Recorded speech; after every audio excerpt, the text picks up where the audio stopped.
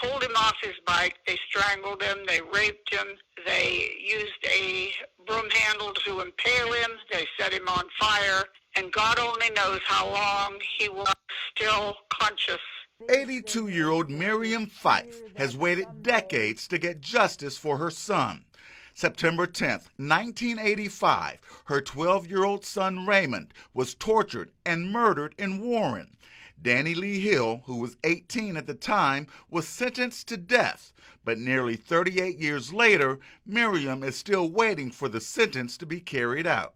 It guarantees that they will never get out by some of these bleeding hearts that might get on the parole board and eventually do away with this life without parole. And next thing you know, they'll be on the streets again. And capital punishment, which has been found to be expensive, impractical, unjust, unfair, inhumane, and in the past, even erroneous. I believe that as a devout Catholic, the death penalty is wrong based on there should be one being that decides if you live or die, and that's the Lord. The proposal has bipartisan support.